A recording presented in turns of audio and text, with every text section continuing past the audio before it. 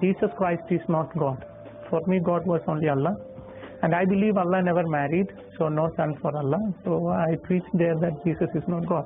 Then somebody asked me, who is Jesus? From the crowd. Maybe a Muslim, but he asked me, who is Jesus? I was preaching he is not God. But the question, who is he? To know who is he, I read the entire Quran once again. 114 chapters, 6,666 verses in Quran. When I read it, the name of Prophet Muhammad I found in Quran 4 places, but the name of Jesus I found 25 places. There itself I was little confused. Why Quran giving more preference for Jesus? And second thing, I could not see any woman's name in Quran. Prophet Muhammad's mother name or wife's name or children name, no. In the Quran there is only one woman name I found, Maryam, the mother of Jesus. No other woman name. And in the Holy Quran chapter 3, the name of the chapter is Family of Maryam. And the Holy Quran chapter 19, the name of the chapter itself is Maryam. One chapter is Maryam.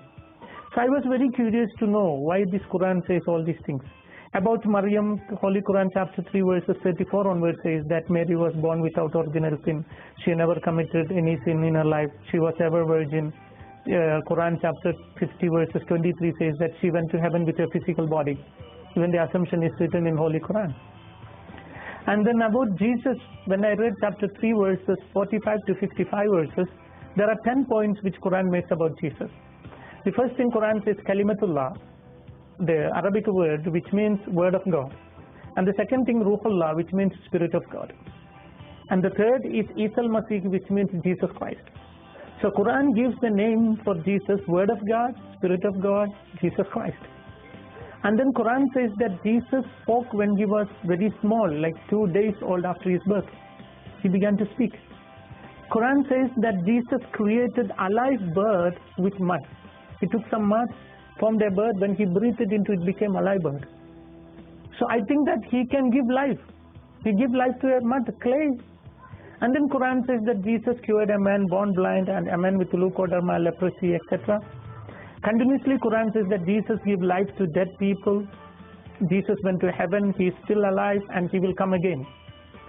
When I saw all these things in Quran, my thinking was what the Quran says about Muhammad.